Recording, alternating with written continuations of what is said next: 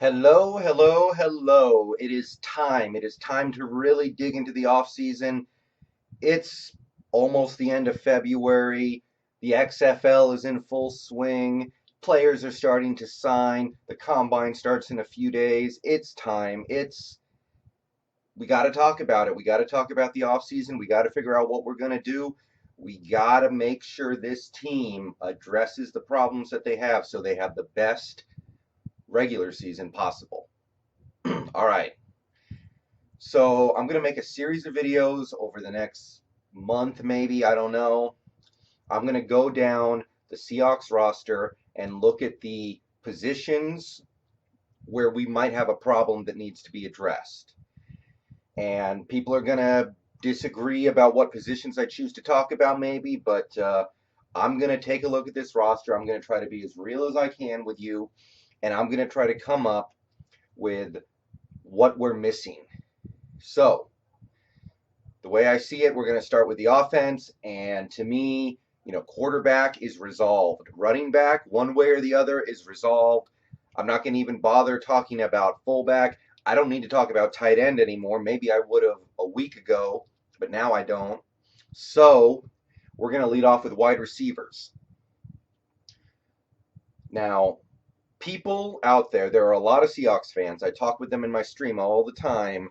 I talk with them in my video comments all the time who think that wide receiver is one of the biggest needs for the Seahawks this offseason, and I don't agree with that. So I'm going to lead with this. If the Seahawks go into 2020 with Lockett, Metcalf, Turner, Moore, and receiver number 5, Mr. Smith, I am fine with that. A lot of people wouldn't be, but I would be fine with that. I think that is a perfectly fine receiver core. I think that we have a quarterback who should be able to elevate the play of the receivers that he gets. And I think we can win with that. But some people don't agree. And I'll even say this, it's not great. It's not ideal. We could be better. So I'm going to go ahead and take this video to talk about receivers as I see them. And at the end, I'll give you what I want to do.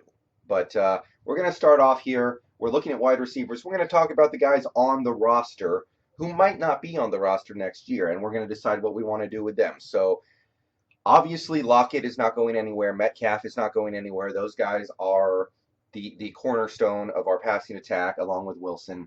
But behind them, it gets murky. So I'm going to start off with my personal favorite of the receivers currently on the roster who is not named Lockett or Metcalf. ERFA Malik Turner. So he is exclusive restricted free agent, which means if we want to keep him, we can keep him. Nothing anybody can do about it. He can't do anything about it. The other teams can't do anything about it. We can keep him.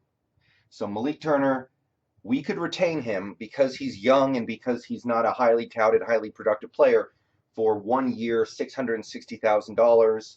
And to me, that is more than worth it. Last year, he had 15 catches for 245 yards and a touchdown, only played 231 snaps.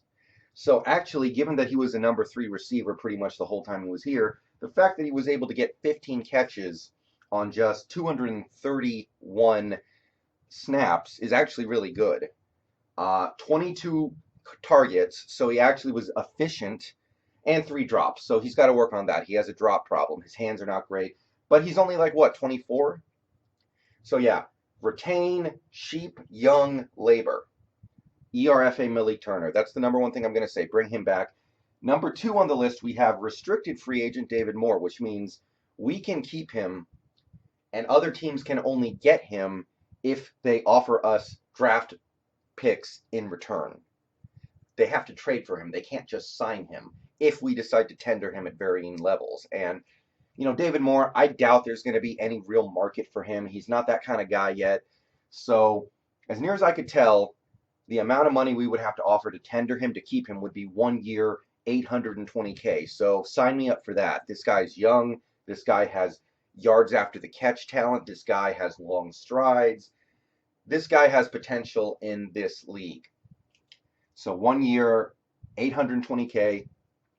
Last year, 17 catches for 300 yards and 2 touchdowns, 318 snaps, 34 targets. So not the most efficient, but I think a big reason why that was is because, well, we didn't use him right. We threw him a lot of deep balls, and that's not his game. His game is short to medium catches, and then he gets yards after the catch. The sooner we understand that, the sooner we're going to find out how good David Moore really is. I think he's better than he's shown. I think if we used him right, we would all like him a lot better. And then the one drop. So pretty good given that he was hurt for the first 4 or 5 games of the year, I think. And final name, free agent. This guy's just unrestricted free agent. He could leave, he could go. It's up to him. It's up to the other teams. Jaron Brown. I cannot imagine that he would need more than 1 year, $1 million to be retained. I don't really care. It doesn't make any difference to me. He's getting older. I think he's like 30 years old now. He's going to be 30 this season. Like, he could drop off, and if he does drop off, who would even notice? Like, he's just a guy. You can replace Jaron Brown with a million Jaron Browns that are floating around in free agency and not notice the difference. But 1 year, 1 million would be my estimate. 16 catches for 220 yards and 2 touchdowns last year. He had one really good game against Cleveland. He played 380 snaps almost, so it's a little alarming that he was on the field that much and only caught 16 passes and only had 28 targets thrown his way. But, if he's on the field and we're not utilizing him in the offense, then, it's not the most surprising thing in the world. And 2 drops. So I don't care if he stays or goes, but I will say this. I don't think there's really a big difference between Jaron Brown and a guy like a Randall Cobb at this point in his career. So if you're going to tell me, hey, you can keep Jaron Brown for $1 million or you can go get Randall Cobb for $5 million, I'm taking Jaron Brown. That brings me into free agency. So we got to take a look at this list of receivers who are available in free agency. And before we get into this, you might look at this list and say, I missed some guys. I don't want those guys, okay? Because I know people are going to be saying, what about Randall Cobb? What about Danny Amendola? What about Amari Cooper? What about Emmanuel Sanders? What about this guy or that guy? I don't want those guys. Nelson Aguilar?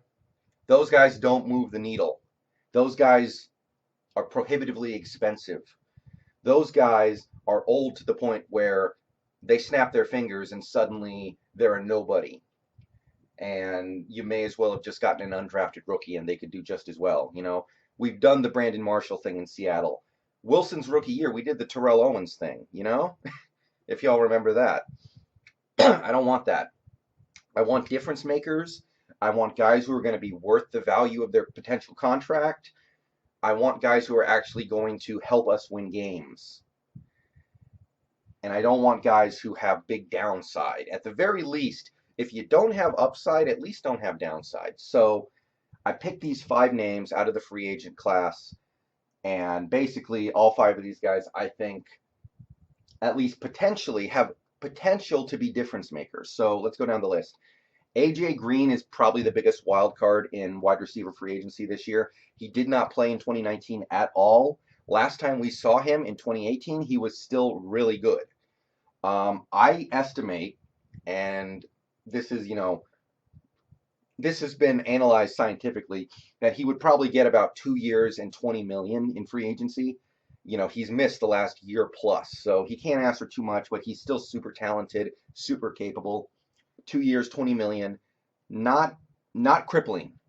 And last time we saw AJ Green play, which was in 2018, he gave us 46 catches, almost 700 yards, and 6 touchdowns, 460 snaps. So basically, if he was on the field, there was a more than 10% chance he was getting the ball thrown his way for a reception, actually. There was more than a 10% chance the play was going to end in him catching the ball, which is really, really good.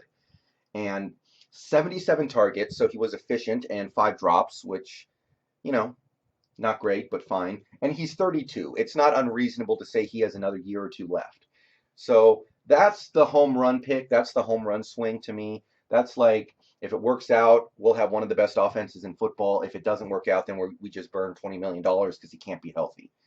Okay, next name is Devin Funches, and I hesitated to put him on the list because I don't like this guy. I don't think he's very good. I think that he is the definition of a snap eater who just, struggles to do anything really well. But I had to put him on here for a couple reasons. For one, he's going to be cheap. I estimate, and it's hard to know for sure, but I estimate you could probably get him for about 1 year, 6 million because he didn't play last year, but a couple of snaps because he got hurt. So he's going to come cheap. I estimate 1 year, 6 million, but who knows? Last time he played a full season, which was 2018, he had 44 catches for 550 yards and 4 touchdowns, so passable, decent. 622 snaps, which is actually a pretty decent ratio of snap to target and snap to reception. 79 targets, so he's not the most efficient receiver, and 6 drops, which is pretty average. But he's only 26. He might have room to get better. I don't think the injury is going to permanently cripple him. I don't think it's that kind of injury, but I'm not in love with this, but I had to put him on there because he is a high risk, high reward type player, possibly. And he's young. We don't know the whole Devin Funches story. Okay, next name Robbie Anderson, wide receiver from the Jets. And he is probably the free agent who I would most be interested in giving a risky contract to. I think he projects to get about 3 years, 36 million. And Robbie Anderson is a speedster. He's a big play receiver. He might fit this offense really well if you look at what Russell Wilson is good at. Russell Wilson is good at throwing deep balls, and Robbie Anderson is pretty good at catching deep balls. So last year with Sam Darnold and the Jets, 52 catches, 780 yards, and 5 touchdowns. Pretty good given that he only got to play about 13 or 12 games with Sam Darnold because Darnold had the mono, and Darnold himself is just a mediocre quarterback at best. 944 snaps, so not a great ratio, but I think that had more to do with Darnold and Adam Gase than it does Robbie Anderson. 96 targets, so not efficient. He's a big play receiver. And 3 drops, which is pretty good. He's only 27 too, so he's in the prime of his career, physical prime. That's the one guy I might be willing to cripple the cap a little bit for. Next name, Zach Pascal. Not a big name at all, but he was pretty productive last year, and he's going to come into some money this year. The capologists at Spotrac say he's estimated to get about 3 years and 25 million in free agency. So 3 years, 25 million. Last year, 41 catches, 607 yards, 5 touchdowns. Pretty solid. 809 snaps, which is a pretty lackluster snap to reception ratio, but he did get targeted quite often when he was on the field. 72 targets and only 2 drops. So sometimes it's hard to know. You don't know until these guys get to play with a great quarterback. Sometimes they get targeted and the ball is just 10 feet over their head. And yeah, only 2 drops. So he's 25. He could get better. There's a little bit of upside with Zach Pascal. And if he's out there and he's willing to take, 3 years, 24, 25 million, that's something that I would at least consider. Last name in free agency is Brashad Perryman. He was a Tampa Bay Buccaneer this last year, and he finally produced. Finally had a good season. We've been waiting for this guy for a few years now. He can't stay healthy. He's a speed demon, though. Finally lived up to a bit of that potential. I don't know what kind of free agent deal he's going to want. I estimate personally about 2 years, 14 million, but it could be more because he has so much talent. It could be less because the production has never been there. I don't know. I mean, he did get to play with Jameis Winston with a great number one and a great number 2 receiver in Tampa. So, I don't want to overestimate things too much, but he had a good season. 36 catches, 645 yards, so he is a big play threat. When he caught the ball, he made big plays. 6 touchdowns. When you factor in that he had to play with Mike Evans and Chris Godwin, that's a pretty solid tally. And I know Winston was chucking the ball everywhere. I know his numbers are inflated, but it's still a pretty good year. 652 snaps, 70 targets, so he was definitely not efficient, but he was explosive. That's fair to say. And 1 drop, which is actually pretty darn good given he got targeted 70 times. And he's only 27, right? Now, this is another guy who you might sign and then he just never plays because he can't stay healthy, but got to put him on the list. Those are the guys I like in free agency. Don't bring me guys who are not leaving leaving their hometown, leaving their current team like Amari Cooper and Emmanuel Sanders. Don't bring me old guys like Cobb and Amendola. These are the guys that intrigue me. And finally, we're going to look at the draft. These are 5 names that I was scouting out, and they stuck out to me in one way or another as feasible, and they brought something to the table. So we're going to go down. There are a lot of this is a great draft for wide receivers, by the way. So there are a ton of guys I didn't list here, but either they didn't catch my attention or I don't think we're going to be able to get them. Jalen Reagor is awesome. Jalen Reagor is awesome, but I didn't list him here because I don't think we can get him. I think he might be gone before our first pick, and I don't want to use our first pick on a receiver anyway. So let's go down these 5 names. Number 1, Gabriel Davis from UCF, Central Florida. He's big, and he's not prohibitively slow. 6'3" and 215, so he's the same height as DK Metcalf. And the 4.5 40 time is perfectly fine, perfectly adequate, especially when you're that big. Last year at UCF, 72 catches, almost 1,250 yards and 12 touchdowns. So he was a bona fide number 1 receiver, maybe over 100 receiving yards per game, a touchdown per game. Really great stuff. And he could be gotten somewhere with our 2nd round pick or our 3rd round pick. So we have the 59th pick overall, and I think like the 98th pick overall. We could get him somewhere in between those two, which I like. Next name, Devonta Smith from Alabama. 6'1", 175 pounds, so pretty average size, and a 4.45, but I actually expect this guy to improve on his 40 time at the combine, so keep an eye on this guy. He's a big play threat, 68 catches last year for 1,256 yards, a lot of big plays, a lot of touchdowns, 14 touchdowns for Alabama. And think about the guys he had to play with at Alabama. Henry Ruggs. He's trying to work catches against that guy, and he still produced big time. So Devonta Smith, on top of all that, we can get him in the same range. Late 2nd to late 3rd. That's where he's projected to go. This is a great draft for receivers. He's not going to be a 1st round pick or anything like that. So number 3, this guy might be my favorite, KJ Hamler from Penn State. He's 5'9" and 176 pounds. So he's tiny, but he is the fastest receiver I found in this draft. He's listed as a 4.4. I think he's faster. I think he's going to run faster at the combine. If he runs, I think we're going to know about a 4.3 5.40. He is the DeSean Jackson of this draft. You know how people sometimes say there's always a DeSean Jackson in every draft? I think KJ Hamler is the DeSean Jackson of this draft. Last year at Penn State, 56 catches, 900 yards, 8 touchdowns, so not super productive, but he's clearly a big play threat and the kind of guy who I think would fit into this offense really well. If we used him the way Philadelphia used DeSean Jackson, I think we would really have something here.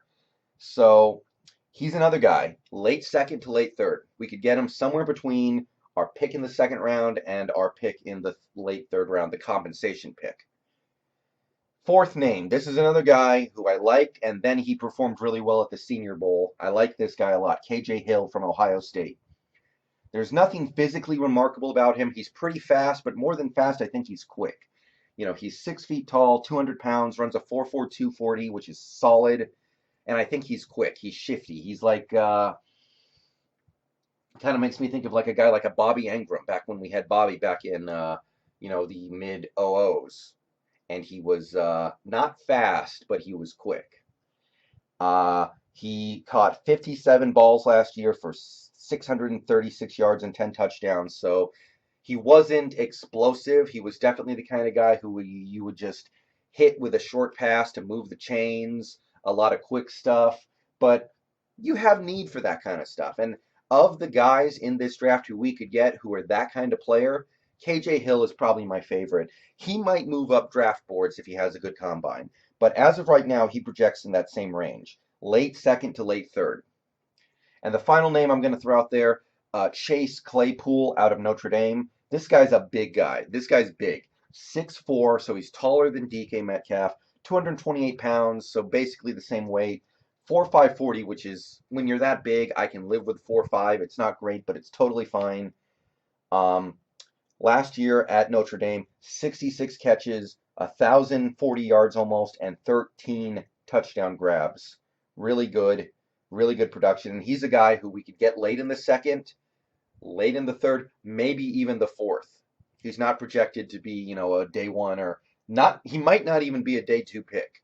He could slip through because the receiver core is so stacked this year in the draft. And that's everybody I got. These are the guys who caught my attention. This is what I would like to look at. My ideal, if it were up to me, what I would do, I would keep Malik Turner for 660,000. I would keep David Moore for 820,000, and I would draft KJ Hamler with our compensation pick in the third round, the pick that we get for I think Earl Thomas, and that would be the set of receivers I have next year. That would be the depth chart for me.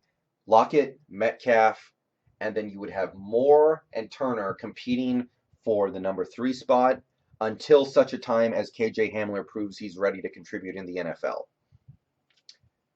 That's my take on it. I really don't think we need to completely blow up the receiver core and bring in a whole bunch of expensive guys. If we're up to me, give me KJ Hamler, give me what we already have, and I think we can win with that. But what do you guys think? Do you guys like these names? Do you guys like anybody I didn't mention? I mean, I know in the draft there are a ton of guys who are really good. I know there are some Seahawks fans who want to use our first-round pick on Jalen Reagor, which, I mean, it would be fun, but I'm not convinced it would be what's best for this team. But we're going to watch this combine, too. If somebody runs like a 4.3 40, put him on my list, because that's the kind of talent that I think this offense needs. All right, peace out, go Hawks. I'll be making another video soon where I start addressing this offensive line, but this is what I got right now. Peace.